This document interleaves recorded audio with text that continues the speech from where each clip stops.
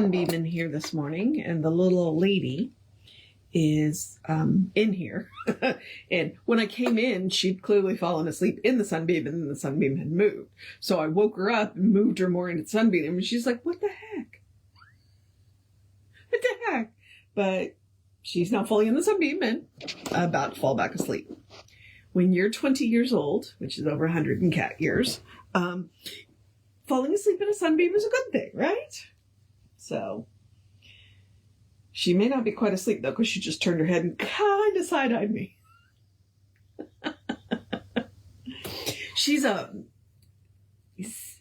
been more than 6 pounds. She's a little orange tabby, and she's been a ball of fire her entire life. And yeah. As I say, I know that we are on borrowed time with her, but we'll take what we can get. The 15-year-old black cat with green eyes is sitting up on the couch with me, kind of watching her, which is a little weird, but he likes her. So, all right. So we are doing the Voice Celestial. We are starting a new chapter today. We are starting the chapter 5, which is Heaven and Hell, which looks very emphatic. So this should be an interesting chapter. It's also kind of a shorter one. I could probably do it in 2 days, but I will probably break it up into 3. So we'll do about 4 pages today, and then, and see how that goes.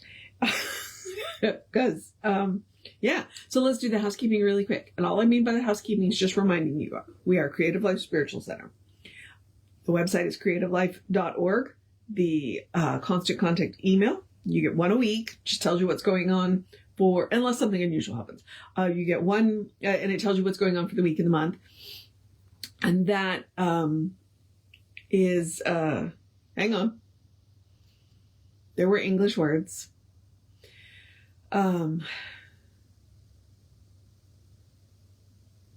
Okay. Oh, email info@creativelife.org. That is the, wow. Talk about a brain. Okay. So that's email info@creativelife.org. Okay. Lord. And then the social medias. We do not monetize the social media. So what we ask you to do is to like, subscribe, share, follow, comment, depending on what the platform is. And we are Creative Life Spiritual Center or Creative Life Spark, depending on the platform. And I am the Running Rev Ryan on the platforms that I am on. I am currently archiving this book on both YouTubes. On my YouTube, there'll be 2 playlists, one where it's the daily reading, and then one where it's the full chapter. On the Creative Life page, it's only going to be the full chapter. Which means so I'm a little bit behind on that one because I have to download them and then edit them together to put them up in there. My intention is to do chapter 4 tonight. We'll see if that happens. Okay. All right. So I think that's everything. That's everything. So let's get on with, the chapter 5. Like I said, chapter 5, Heaven and Hell. And he has these really interesting little pictures. And then the little paragraph, I figured out that the little paragraph at the beginning is just a reading in there, so I'm not going to read that. So we're just going to start with it. And we are going to start with the Farer. Just a reminder, the Farer is me and you. We are the ones taking the journey. I don't know if I need the lamp today because of the sunlight, but I'd rather have it and not need it than need it and not have it. Okay. So we are starting off with the Farer. Oh, tell me, mystic presence, wise and true, of heaven and hell and the hereafter. If so it be that consciousness survives this earthly sphere, or is there nothing more? Is life a candle flame snuffed out by death, that like a vanished light has ceased to be? Or does it hold to form like some dead star that whirls through space in neither dark nor light? Or sadder to the heart of love than this, do insubstantial Netherlands exist, where ugliness and fright and ceaseless grief hold souls in bondage and eternal fear? The presence. This is a picture terror drawn. From whence did you receive? The Farer. From countless faiths have come these dreadful tales of souls condemned to be in purgatory, limbo, or in hell, and suffer pangs of endless pain and grief. And are there such frightful gods as these proclaim? Beyond the heated arguments of earth, who thus prepare the torture on the rack? The presence. If there were chambers such as these described, they could be built by gods and gods alone. There are no gods like these, for had there been, they would long since have been quite destroyed themselves, their evil minds reduced to nothingness. Nay, friend, not gods, but men with sickened minds, and prophets false as hell conceived the hell of which they prophesied. The Farer. O presence, friend of mine and counselor, how can I thank thee for these words that will, through me, be brought to other men to soothe their sorrow and to wipe away their tears? I know not how to bring these home to those who stand before the bodies of the dead, ringed round with grief. How shall I speak to these? How prove to them that good shall come at last to everyone, and not one soul be lost? Let me, I pray, become thy tongue, my lips thy lips, my voice thy voice, that I may lift the suffering from aching hearts and bring sweet solace to appease their grief and pain. What shall I say? The presence. For every need of man there is but God, and hearts that yearn to solve life's riddle, break the brazen door, must see again what seers have seen before. God is the only cause, and only God can be the source and substance of eternity. Time was before man was when nothing was. When space was thought, and thought the only cause, no air to breathe, no breathing and no breath, no light of sun or stars, no darkness and no death. Yet there was something, embryo or will, beyond, behind, within, outstretched and still, something that shook the vast outreach of naught, and lo, it spoke the word and bodied forth its thought. What was, what is, and what shall be still within the care of that creative will. The Farer. I am suffused with light and blinded by the glory of thy words. And I shall speak for thee as best I can, and so appease the hunger of those souls whose simple hearts ask only that they may find hope and faith and safe companionship along life's road. Wilt thou not then give words for me to speak of heavenly things and of glories there? The presence. Speak first of love, for love can never die, and love itself has wings with clearer sight. The tear-dimmed eye might pierce the fearsome night, and see the soul upspring all winged with light. The real is never seen. The cause, the source, the true, the holiness we crave lie just beyond our view. The high desires, the good, the love that purifies, cannot be touched nor seen by these two human eyes. The faith by which men live, the cause for which they die, the vision of the saint escape the mortal eye. Man lives his span and goes, nor ever dreams that he lived only in the shade of unreality. He thinks that changing forms of shadow on the wall are real, and stoutly claims that what he sees is all. Yet just behind his sight and just behind his eyes are minarets and towers of unseen paradise. There is the light of lights and truth full blown. There is reality and wisdom on the throne. Judge not the world by sight, nor what appears is true. Your world is thought in form. The only real is you. Side note here, if you have not read Plato's The Cave, that is a direct reference to Plato's Cave. Yeah. So you might go look up Plato plus The Cave and read that story, because he just directly referenced that. Okay, and now we're picking up with the Wayfarer. How often have I sought what I so near possessed? I lingered by life's temple door, but did not listen to the voice that bid me enter in. But now I will proclaim a fairer temple for the souls of men, where hurt and fear no longer shall hold sway.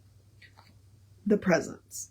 Let men await such vision of the truth, nor leave a single soul without high faith. Then shall the morn of hope most brightly dawn. What noonday sun shall neither burn nor wither, while evening twilight comes in quiet peace, and lights its star to guide the farer thither.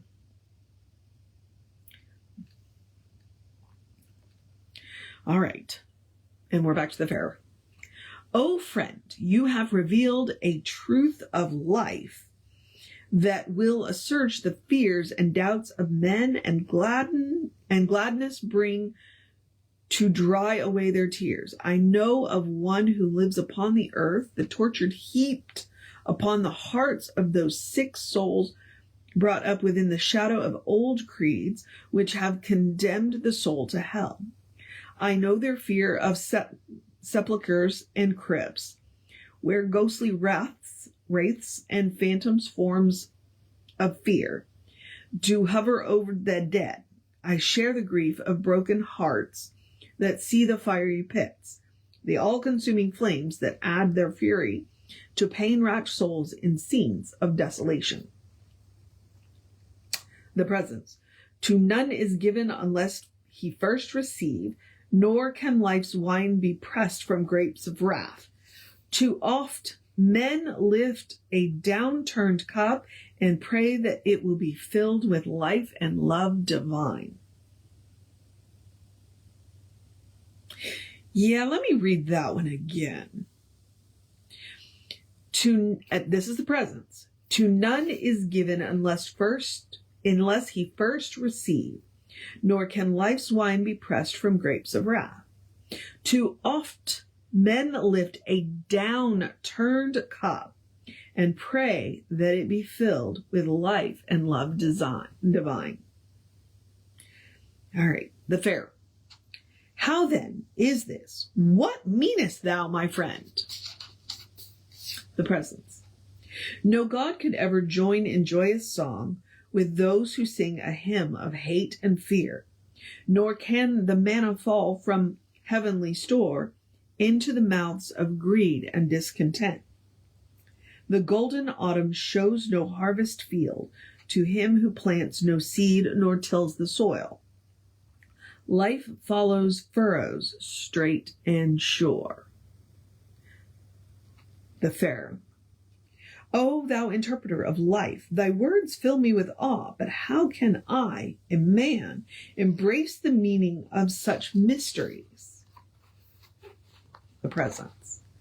The simplest soul is heaven-bound and lives in heaven now, whose heart becomes a door that opens wide to love, who pity holds for those who faint or walk the road of grief, shall pity find. O blessed peace, dost find in this riddle far too deep? Faint not, forgive, and all shall be forgiven. The Wayfarer. The way is simpler than I thought, that man made hell, but also makes his heaven. The presence. Be not deceived by prophets whore, whose words do hang like beards of moss to sap the tree that lifts its head above the dismal swamp of yesterday. Their gloom has shadowed over the hopeful heart, and bound the minds of men. They met the need of savage days, and meant full well. Their day is past. So let the dead be buried with the dead, and let new sap flow through new limbs and blossom in new fruit. The thoughts that ages have believed are written on a secret hidden scroll, which by the unseen law of its own being repeats its error in the minds of men. And truth, once relative, is by tradition held until it is a lie. And from dead stars men take their bearings, spin their compasses, and hope to sail a true course that leads to heaven. The Farer. They sail, alas, through typhoons, roaring waves, and nights are black with tortured unbelief. Is there no other compass and no chart by which the soul can sail the heavenly ports and over calmer seas? The Presence. The things below have prototypes above, the perfect forms, the patterns in the all-creative mind, and man can so reflect the truth that he is led into heavenly glory here on earth. The Farer. How can I find this chart that I may spin my needle till it points a true course for me? The Presence. Be still and bring thy mind to rest in peace, till thou canst hear the silence speak. Present thy mind as though it were a mirror turned toward heaven, and let it be thine one intent to know within thyself what heaven knows. Then shalt thou know what it is to heaven known. The Farer.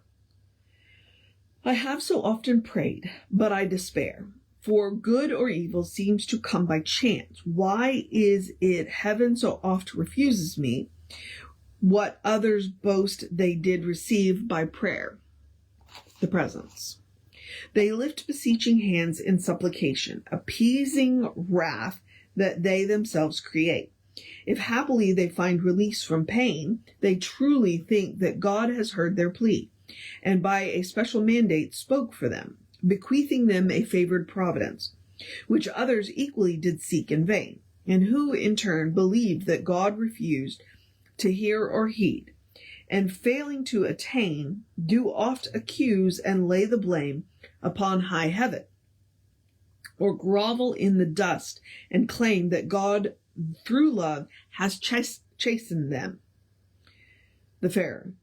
You reach beyond my power to understand. For what is truth? How is it where is found? The Presence. In simple words, the truth can be defined that good shall come if you in it believe. While forms of fear accused will fall on him whose mind envisions fear and doubt and grief. Faith is the thought which truth will bring to form. Though faith may be in evil or in good, but truth itself stands clear, remote from ill. Truth is the prototype immaculate, the pattern of perfection never lost, the cosmic mold in which the Creator's mind and flesh is counterpoint to symbolize. That which exists above, hid from your eyes, a crystal mold of unimagined grace by which life's sculptor shapes the human face. So flesh is soul, while soul and flesh are one, and this is the truth by which a new effect is won. And he who dares to turn to truth and truth alone and say, thy will be done, will open the door to paradise. He who denies the truth must live without the good that truth might bring from heaven to him. But truth itself will suffer no defeat, and like a tree upon the desert's edge, wind-blown, sand-scoured, and buffeted by age, can stand alone against the ravages of time and still hold life within itself. So is the man upheld by truth.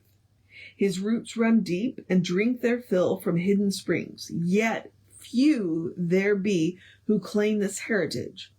Discard tradition's blight and choose to live free souls. For one with truth is better than 10,000 bowing to a golden calf within the wilderness of ignorance. The Pharaoh. Then I, who have from early youth been bound by creeds, cut off from truth through ignorance, I see it well, myself created heaven or hell. The nether regions of despair are fantasies drawn from the air, by sickened minds held in a trance, distracted by their ignorance. The Presence. You speak the truth. No doom is sealed. The reign of hell has been repealed. At every crossroad build a shrine. The souls of all the earth are mine. There is no power that puts to rout the stalwart mind that will not doubt. The Pharaoh. Then I will put my trust in thee. The Presence. Within thyself alone and in the truth have faith. For thou art that, and that is what thou art. I see the light of truth within thy soul, that throws a cosmic ray to pierce the clouds of ignorance, and burn away the old tales of harpies, witchery, and imps of hell. And round about thy light a higher light doth gird thy light, as halos crown the heads of avatars and saints. This is the truth. Towards this let all thy mind and heart be bent, that thou some day identify with, and in this quest let no man question thee. But thou adorn thyself in robes of faith, in truth, and hold communion deep within, for intuition is divine tuition. Who yields to truth but yields himself to God, nor hold a doubt, the harvest is assured. The Pharaoh. How shall I pray? The Presence. Prayer is a conscious union of the soul with God, a recognition that the whole is wholly present in the seeming part, around, above, below, within the heart. And in this work, this is of prayer the essence, the hour by hour awareness of the Presence. The Pharaoh. Does this exclude petition for his grace, that he forgive our sins and make a place for souls bowed down with shame and grief, in bitter need for pardon and relief? The Presence. How slow the mind to cast off ancient creeds, to gain relief by counting of the beads. Throw off forever the vestments of tradition. God is not won by groveling petition. And if it be you have a need of health, of friendship, peace of mind, or wealth, make first your union with the source of all. Your word contains the answer to your call. The Pharaoh. O Presence, lead me to those hidden springs, whose water bathe the soul and cleanse the mind, and wash away tradition's ancient dust. And help me act upon the truth I gained, for thee, that I may pray, and pray aright. The Presence.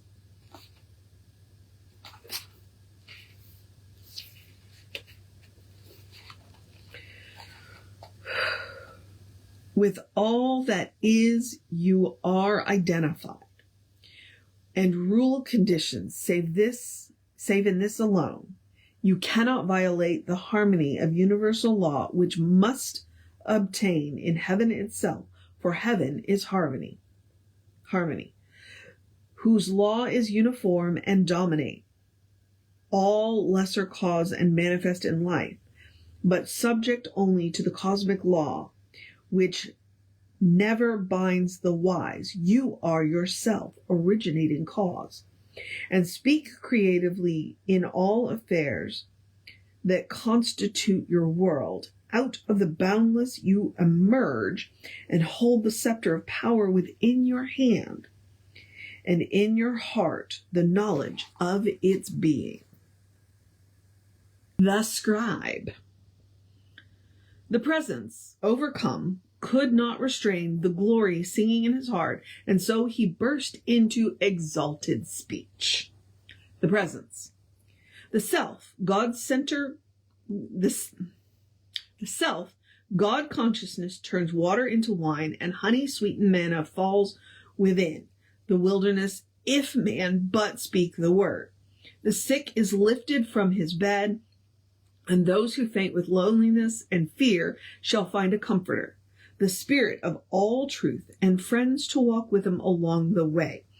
A day shall dawn when men shall roll the stone across the open grave, because there are no dead, nor need to lay away the The tears men shed in grief shall flow for joy. Then shall the eye behold no more the slain, nor death, nor crucifixion held in view. But looking up, man shall behold the Son of God untombed and joined by singing hosts, and every one he looks upon will thus appear as Buddha, Krishna, Atman, Christ, and truth. Who shall in him embrace mankind? Then you must truly turn your song to fact and realize the one within yourself. Unveil the curtain drawn by unbelief and guilt and fear across the face of truth. Let love and beauty speak to you of him whose presence hides within the silence, who has covered himself with the stillness. You can find and adore him. He is near as you can find and adore him. He is near as the breath you breathe. If your ear shall be tuned to the sound of his speaking, you will find the one you are seeking. The scribe. Then was the voice of the presence lost in a sigh of delight, as though to the greater presence the farer had taken flight. For he was lost in the wonder of listening in his heart, enraptured in the silence. He knew that he stood apart. The presence. Your face is bright. You have communed with him and heard the voice of the stillness. When you have ceased to hear the voices of many, then you can hear the one, and you can see what was invisible until now. No cloud obscures his face when once you know the one. The highest and the lowest in the ranks bear likeness when the inner eye perceives. The scribe. It seemed then that the presence was unable to restrain himself from speech ecstatic, and he cried. The presence. His glory shines in the morning stars. The evening sunset proclaim his beauty. In the stillness of night he is heard. He is one with the rain, the mists, and the clouds. In all that is formed is his essence. In whatever is nearest, behold him. Then watch for him in the silence, but not as a shadow without substance, nor a dreamer of dreams in slumber, mirage nor a mirrored illusion. He is substance, not shade of mere seeming. It is he who ordaineth creation.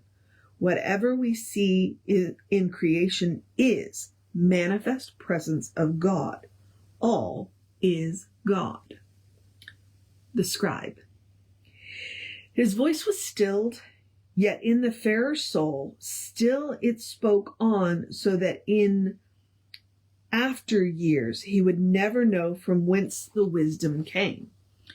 That drew a picture of paths to heaven, profound with warning, yet with hope assured, to those who know that love and law are one, and who through love will reach to bliss at last, the presence.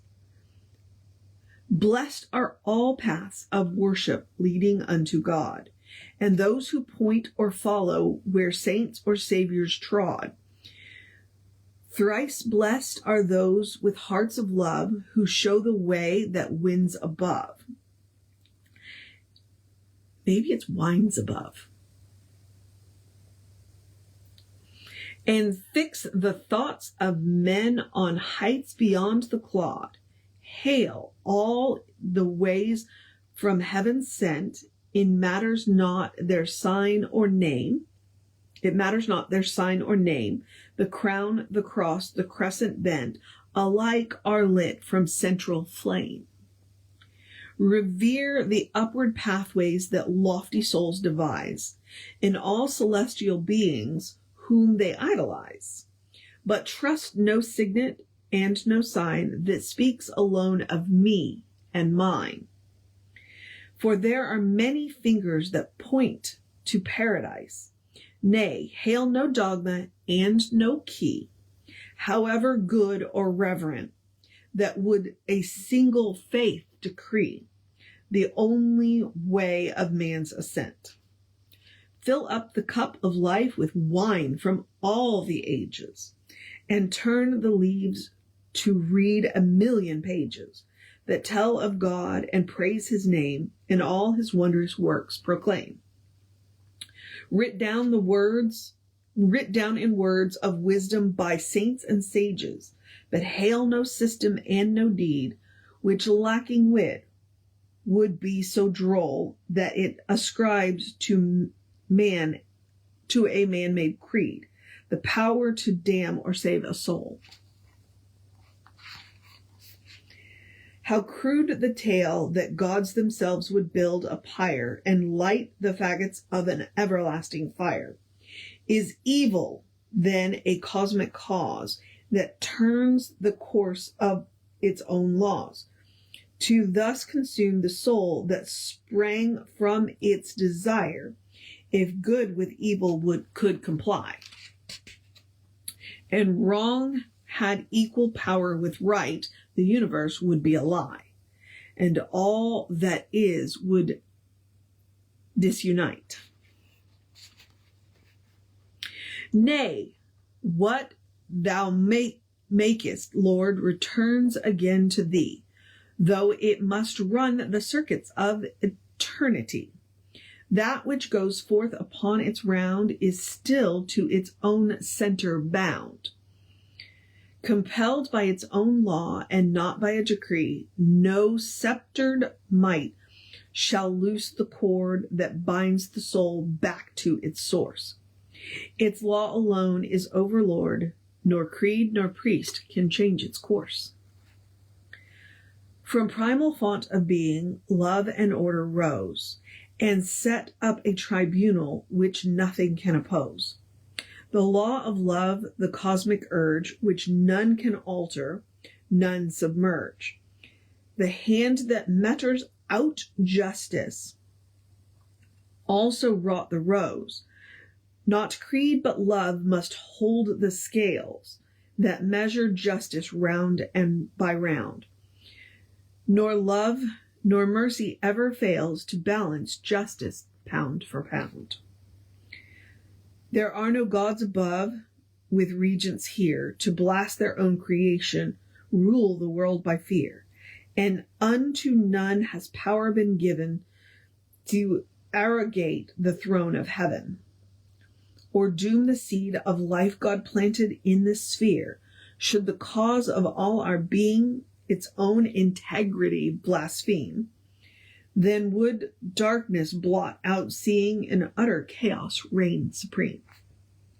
Eternal justice has to none assigned the rule to judge the retribution falling on the soul.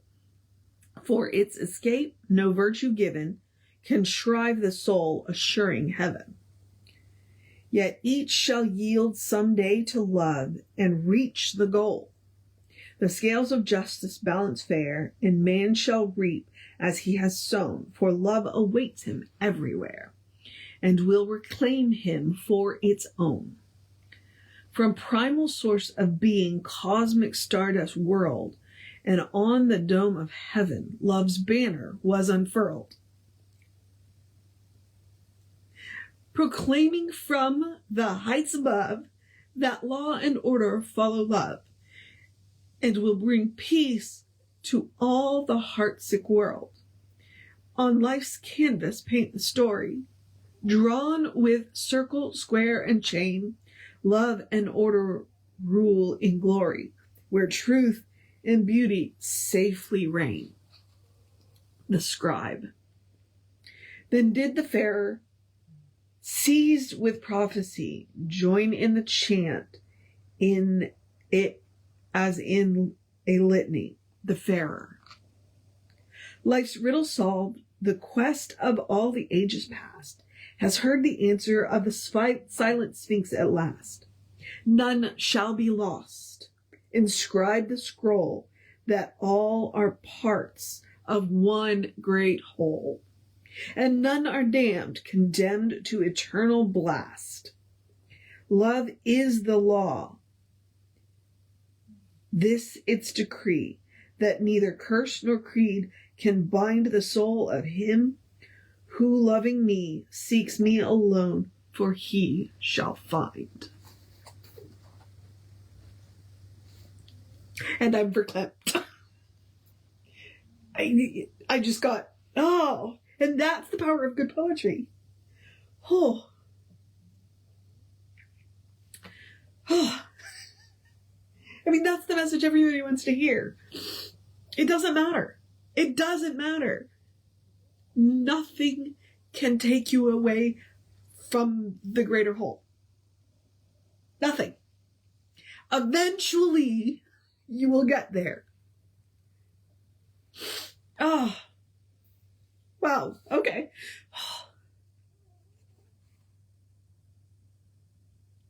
Oh my goodness.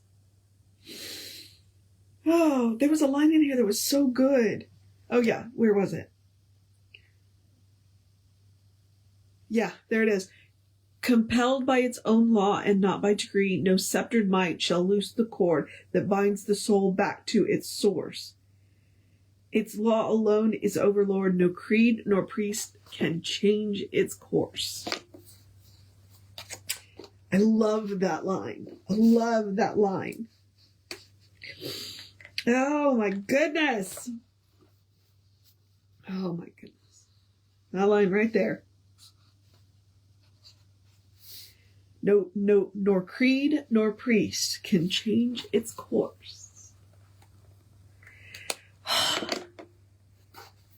It's a reminder that everything is just a guide, and that we spend too much time looking at the finger pointing at the moon rather than looking at the moon. Because that's all religion is, that is all spirituality is, all of it. It's just a finger pointing at the moon. And we spend too much time looking at the finger and arguing about the finger and not enough time looking at the moon. Oh my goodness. Okay. All right.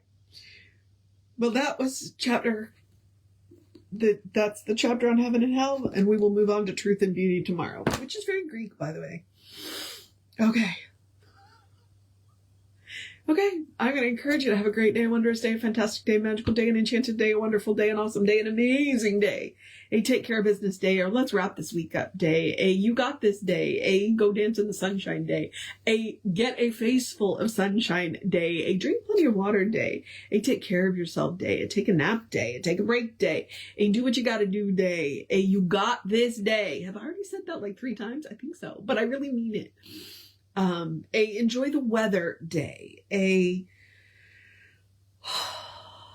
take a deep breath day, a cuddle your fur babies day, a tell somebody you love them day, a look in your eyes in the mirror and tell yourself you love yourself day, a reminder day that you are part of the whole and nothing can change that.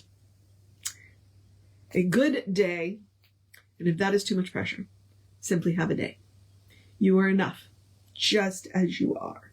You're a beloved expression of the divine. You are spirit in motion, God in action, a brilliant light, a divine spark, a brilliant and beautiful masterpiece, and a work in progress at the same time, at your own pace. And as Reverend Jesse likes to call us, you are godly. All right? Explore the truth of your being, as we have been doing through this poetry.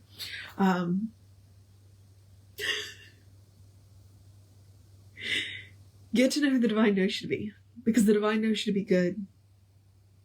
It's all the divine knows. And nothing can change that. And that, I think, is the most important thing to know. Okay. Take care of yourself. Oh, wait. Yeah. Oh. Get to know who the divine knows you to be. Yeah, because anything's possible. Anything at all. All right, beloveds. Reverend David will be on around 5 p.m. with you. I'm not sure if I'm going to be on tomorrow or not because I get to go get my mane tamed. But I won't be on at 9 for sure. It's just a decision. I'll make the decision when I get home to see how I'm feeling. And then if not, I will definitely see you at 9:15 on Sunday. All right, beloveds, take care of yourself, or no, it may be 8:45 on Sunday. Take care of yourself. Know that you are loved, and I will see you next time.